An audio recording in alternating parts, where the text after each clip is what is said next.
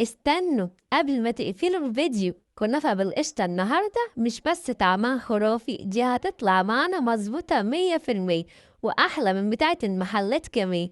ولو أول مرة تعملي كنافة بالقشطة الفيديو ده ليك. السلام عليكم ورحمة الله وبركاته. اللهم صل وسلم وبارك على سيدنا محمد وعلى آله وصحبه وسلم. النهاردة هنعمل مع بعضينا فيديو جميل جدا. هنعمل معانا ملكة الحلويات الشرقية كلها، كنافة بالقشطة بس على أصولها. بس مش أي كنافة، كنافة مقرمشة من تحت وناعمة من فوق، والقشطة فيها تقيلة وطعمها زي المحلات بالظبط. خليكي معايا للآخر عشان هقولك على سرين مهمين، لو فوتيهم الكنافة مش هتطلع مظبوطة. ت- بس يا ريت تتابعي معايا الفيديو للآخر، ما تنسوش تعملوا إعجاب ومشاركة لكل أصحابكم وحبايبكم، واللي ما عملش اشتراك يعمل اشتراك. نسمي الله ونبدأ مع بعضنا الفيديو. بسم الله. هنبدأ نعمل الشربات مع بعضنا الجميل. الشربات بتاعنا عبارة عن كوبايتين سكر من نفس الكوباية، بنفس الكوباية، وعليهم كوباية ونص مية من نفس معيار الكوباية، وعليهم طبعا نص ليمونة، وباكو فانيليا. واللي عندها بقى عسل كلوكوز يا ريت نحط معلقة، واللي ما عندهاش خلاص نستكفى بده ونزود. بس واحنا بنسوي الشربات نزود نسبة التسوية شوية. معلقة العسل الجلوكوز ده بتسرع لنا في تسوية الشربات، وتخليه تقيل التقل اللي احنا عايزينه بسرعة، وفي نفس الوقت ما بيسكرش عمره، ما بيخليش الشربات بتاعنا يسكر أبدا. أنا رفعت بقى السكر بتاعنا على الشربات بتاعنا على النار، وبقى أبدأ أدوب السكر كده تدويبة بسيطة كده عشان ما يرسبش في قاع الحلة. وبدأ يغلي أهو. هسيبه بقى يغلي كده قيمة 3 ل4 دقايق. بصوا شكله هو بيغلي، والريحة طبعا جميلة. وانا طبعا بقى كان عندي نص كيلو كنافة طلعتها من الفريزر، وهبدأ بقى اشتغل فيها بعد ما الشربات يخلص. عشان الكنافة بتاعتنا عايزينها النهاردة الشربات بتاعها يكون تقيل. عايزين الشربات بتاعنا يكون تقيل وبارد، والكنافة تكون سخنة، غير كده بقى يبوظ الكنافة. بصوا هو استوى الشربات بتاعنا، طفيت عليه. يبقى عايزين الشربات بتاعنا تقيل وبارد يا حبايب قلبي. هبدأ بقى أقطع الكنافة بتاعتنا بالسكينة كده أو بالمقص، قطع صغيرة خالص. أنا عاوزاها يعني القطعة الشعرية بتاعت الكنافة تبقى قد عقلة الصباع كده أو أصغر. مش عايزاها ناعمة قوي، وفي نفس الوقت برضو مش عايزاها الشعر بتاعها طويل، لا أنا عايزاها وسط صغيرة بحيث أعرف أشتغل بيها. ما بتتحط في الفريزر شوية بتعرفي تقطعيها التقطيعة اللي انت عايزاها، بتبقى سهلة انك تقطعيها بالسكينة كده، بتبقى جميلة وسهلة معاكي. بس م- انا قطعتها بقى كلها، خلصت الكمية اهو. بصوا الشكل بتاعها. انا مش هتلكفى بكده طبعا، لا انا اقعد برضو اقطع فيها تاني في الطبق، بس انا هنقلها بقى في البولة كده واقعد اقطع لك فيها. بصوا بقى، اقعد اقطع فيها كده افتحها من بعضها خالص، واخليها مش متماسكة في بعضها. اي قطعة متماسكة في بعضها افتحها واقطعها، لو طويلة شوية اقطع منها، بحيث انا عايزاها كلها يبقى قوامها كله متجانس مع بعضه، والشعر بتاع الكنافة كله يبقى مفرفر قدامي. بصوا الشكل بتاعها، بصوا جميل ازاي كده، زي الفل ما شاء الله عليه. هبدأ بقى اركن الكنافة شوية كده، وابدأ اعمل القشطة بتاعتنا بتاعت الكنافة. القشطة بتاعتنا عبارة عن ايه؟ هنحط 4 كوبايات لبن حليب. الحليب ده انا غلياه ومطلعه، هحط بس 4 كوبايات لبن حليب.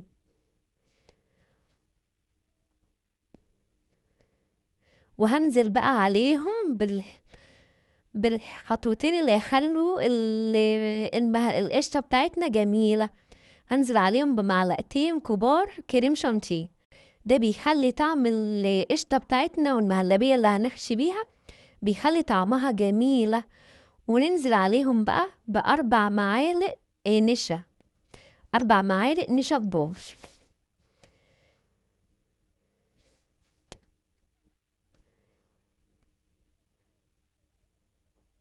لو وصلتي للنقطة دي معايا يبقى كده انتي جدعة، كملي للآخر عشان أقولك على سر بسيط يخلي الكنافة تفضل مقرمشة لتاني يوم. بصي بقى، أنا نزلت بالأربع معالق نشا ومعلقتين كبار كريم شانتيه، وهبدأ بقى أقلبهم تقليبة كويسة. كل ده على البارد لسه ما حطيتش على النار. أقلبهم بقى تقليبة كويسة، أدوب النشا خالص وأخليه يدوب هو وكريم شانتيه عشان ما يرسبش في قاع الحلة. أقلبه كويس لأن النشا أول ما تصبري عليه كده بتلاقيه رسب في قاع الحلة. لا، احنا نقلبه بسرعة قبل ما نرفعه على النار عشان ما يكلكعش معانا.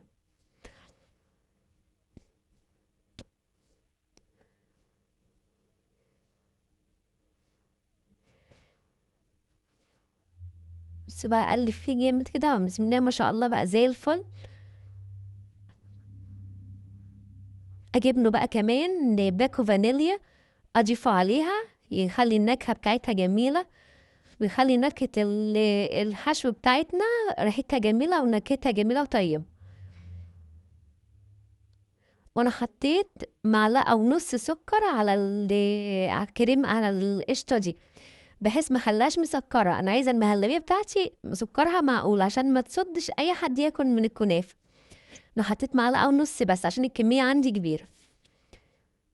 عايزة تستكشف ما تحطيش سكر براحتك، هي مش محتاجة، هي بتبقى طعمها جميل على فكرة. بس انا حطيت معلقة واحدة بس وسط كده ونص عشان تخلي طعمها حلو شوية. بص بقى، اقلب على النار جامد، اتنيني اقلب لحد ما القوام بتاعنا يتقل. بتاع القشطة بتاعتنا بدأت تتقل خلاص وبقت زي الفل. بصوا، اقلب جامد بقى كده لحد ما اتاكد ان هي ما شاء الله، هي بصوا تقلت وبقت زي الفل. ابدأ بقى بالمعلقة بتاعتي كده اوريكم القوام بتاعها. بصوا، هو ده القوام اللي انا عايزاه. القوام ده جميل وما شاء الله عليه، هيبقى في الكنافة بتاعتنا جميلة. بص ما شاء الله، ده متعلم معانا في المعلقة كده، والقوام يبقى تقيل كده جميل. اطفي بقى عليها، مش هستنى ان هي تبرد، انا هبدأ اشتغل على طول. هبدأ بقى، انا دهنت الصينية بتاعتنا بمعلقتين سمنة حلوين كده، دهنت بيهم الصينية بتاعتنا، وهقسم النص كيلو كنافة بتاعنا على نصين. هاخد نص وابدأ اوزعه في قاع الصينية بتاعتنا من غير اي سمنة ولا اي حاجة. انا مدهنتش حاجة، انا عايزاها كده من غير سمنة. انا لسه هقول لكم دلوقتي هحط السمنة ازاي.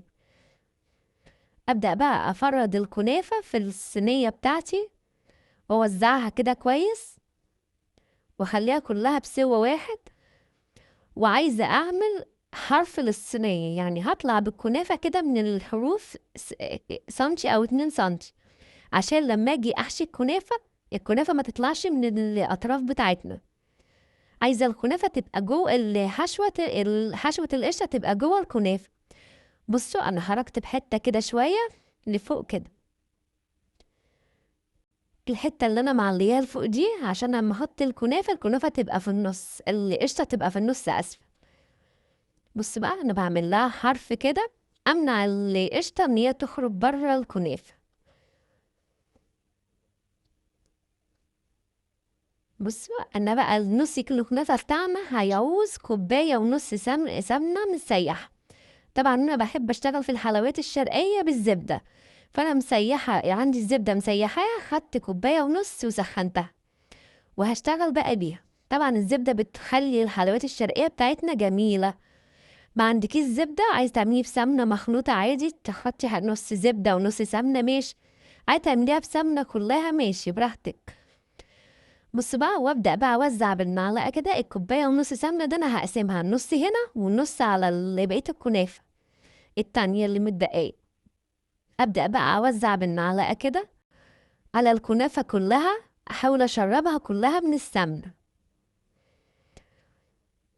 واحاول بالنظر كده اخد نص السمنة بس. بصوا، انا كده وزعت السمنة بتاعتنا على الكنافة كلها، بحاول اشوف اي حتة ما فيهاش سمنة واحط عليها، عشان السمنة دي الكنافة روحها السمنة. الكنافة بتبقاش طعمة ولا حلوة غير بالسمنة. وجبت بقى كيس كده حطيته عليها، وهبدأ بصينية عندي ما بستعملهاش هضغط عليها على الكنافة. عايزة الكنافة تبقى ماسكة نفسها في الصينية، اضغط ضغطة حلوة كده، كل قوتي كده اضغط على الكنافة دي. بصوا، ومش هستكفى بكده، لا انا هضغط كمان، هعدل الكيس بس، واضغط كمان بايدي بقى ضغطة حلوة. وعلى الحرف اللي انا عاملاه ده احاول ادخل ايدي كده في الحرف ده، ازنق الكنافة بحيث تبقى ثابتة في الحرف بتاع الصينية. بصوا، اضغط ضغطة حلوة كده كده، ما شاء الله مش محتاجة حاجة تاني. اجيب بقى القشطة بتاعتنا اللي احنا عاملينها. انا لازم استخدمها سخنة عشان لو بردت هتتقل اكتر ومش هينفع استخدمها. بص بقى، ابدا احطها كده في نص في الصينية. بص ما شاء الله القوام بتاعها جميل ازاي، واللون بتاعها جميل بجد، جميلة بجد قوي.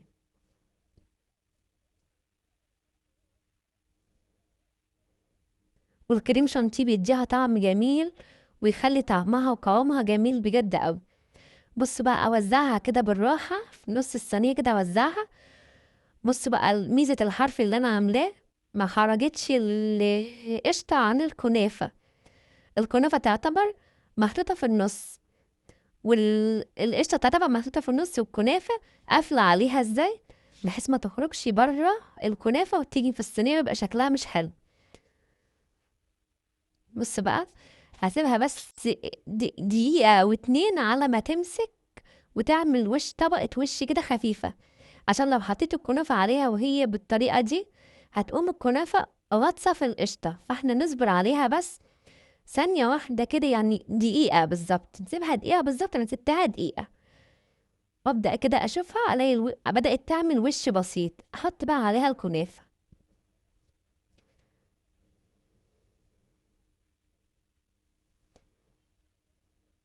بصوا، أوزع بقى الكنافة بالراحة كده واحدة واحدة.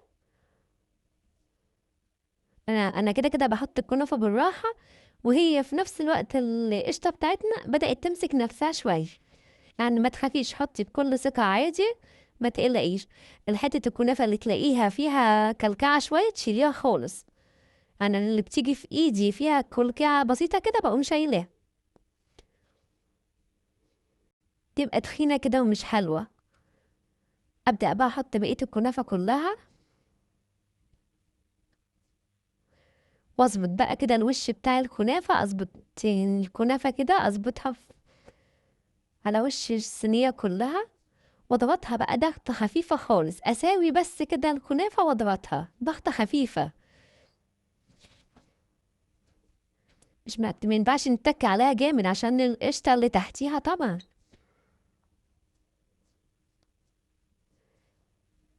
بص بقى،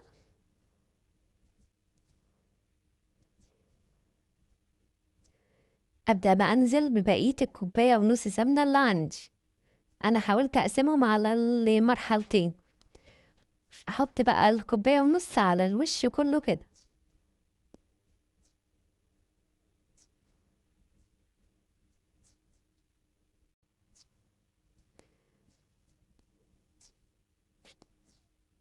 نغطي بقى السمنة بالكنافة كلها. بس أنا بحاول أشوف المكان اللي مش محطوط فيه أحط فيه، بحيث أخلي الزبدة على الكنافة كلها. إن السمنة هي دي أساس الكنافة، هي اللي بتخلي الكنافة بجد حلوة. ما تقوليش الكوباية ونص كتير، لا، الكنافة بتحب السمنة معدل حلو. بصوا بقى، أسوي بالراحة كده، وأنا بقى مشغلة الفرن طبعا من قبلها بربع ساعة كده، مشغلاه على درجة حرارة 180، سايباه يسخن خالص. بصوا بقى شكل الكنافة جميل ازاي. هبدأ بقى أدخلها الفرن بتاعنا. بصوا، مشغلش الشواية، أنا مش مشغلة الشواية. بس بقى أنا سايباها على درجة حرارة 180، وهسيبها كده مع نفسها خالص. بصوا بقى، أنا طلعتها طلعت بالشكل ده. يعني هي كانت لسه الوش مش محمرة شوية سنة، شغلت الشواية دقيقة واحدة بس في الآخر كده. هبدأ بقى أسقي الوش بتاعها قبل ما أقلبها. أنا ممكن ما أقلبها كده على طول، بس لأ، أما تسقي الوش الأول شوية بقيمة يعني ربع الشربات أو نص الشربات، تسقي بيه الوش. تحاولي تسكري الوش عشان لما تقلبيها ما يبقاش الجزء اللي تحت مش مسكر، لا كده انتي بتسكري فوق وتحت، تبقى جميلة كده قوي. وفي نفس الوقت بتبقى السكر محطوط بالتعادل بين الجزئين، لكن لما بتسقي من ناحية واحدة بتبقى في ناحية مسكرة قوي وناحية مش مسكرة، لكن كده بسم الله ما شاء الله بتبقى جميل. انا حتى شوية شربات حلوين كده سقيت بيهم الوش كده بالراحة. بص، والله يا سلام على الريحة بتاعت الكنافة بتاعتنا، جميلة. ريحة الزبدة مقلبة الدنيا مع الكنافة، والله الريحة جميلة. يا سلام يا سلام كده، جميلة جميلة بجد. بص شكل الكنافة. أنا بقى هقلبها دلوقتي عشان أكمل سقيانها، لازم تسقي طبعا وهي سخنة. أنا قلبتها أهو، وهشيل الصينية بقى بالراحة كده، هي سخنة بس أنا شلتها الحمد لله. بص بقى، بصوا الحرف اللي أنا كنت عاملاه للصينية، بصوا مخلي القشطة جوه الصينية، مش خارج قشطة منها خالص. أسقيها بقى كده بالراحة واحدة واحدة، حاول أوزع الشربات عليها كلها عشان تبقى كلها حلوة ما شاء الله، وتبقى كلها مسقية بالشربات، مش حتة وحتة، لا تبقى كلها مسقية بالشربات.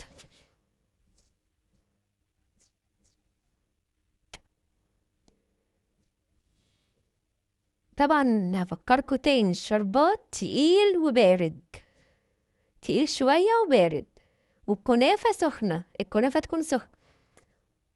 لو العكس ده يبوظ، لازم الكنافة تكون سخنة والشربات يكون بارد.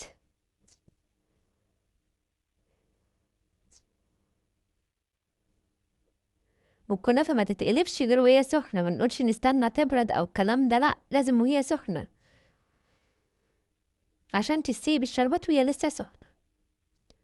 بصوا اللون بتاع الكنافة بتاعتنا جميلة. بصوا أنا بسقيها بالشربات كله ما شاء الله، وهي بسم الله ما شاء الله بتشرب.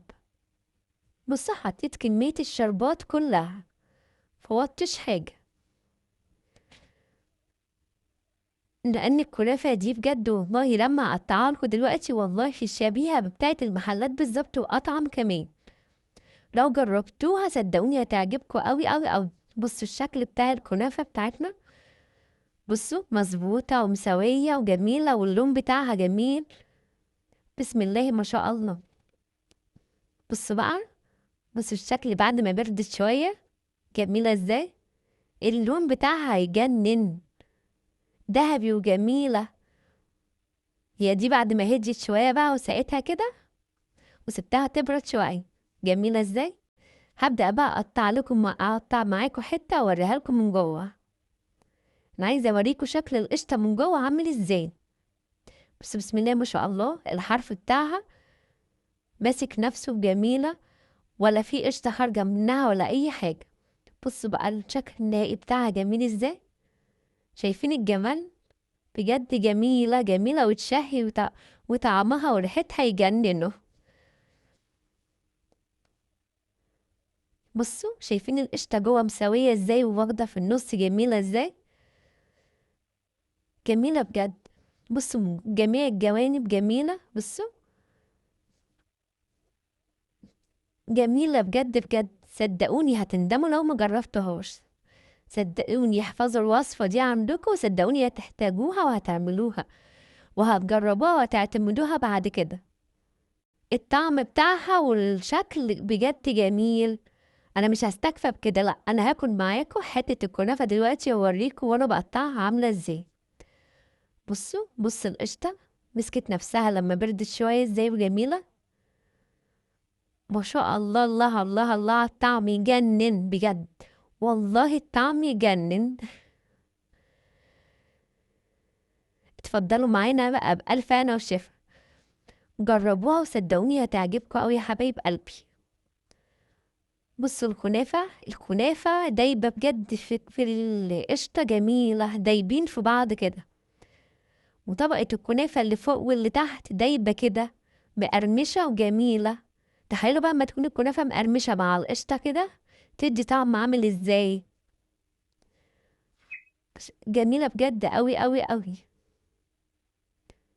بصوا الكنافة من الجنبين وحجم القشطة فيها جميل ازاي، الشكل النهائي بتاعها يجنن. جربوها صدقوني هتعجبكم أوي أوي أوي. ربنا يحسن ما بين ايديكم يا حبايب قلبي. وبكده نكون خلصنا الفيديو بتاعنا النهارده. اتمنى يكون الفيديو نال اعجابكم. لو اعجبكم الفيديو يا ريت ما تنسوش اللايك والشير وتعليقاتكم الجميله اللي بتفرحني دايما والله. لو لسه اول مره تشوفوا قناتي اتمنى الاشتراك في القناه وتفعيل زر الجرس على الكل عشان يوصلكم كل جديد. استنونا ان شاء الله في وصفات تانية كتيره سهله وبسيطه ومميزه. دمتم بخير وبحفظ من الرحمن. السلام عليكم ورحمه الله وبركاته.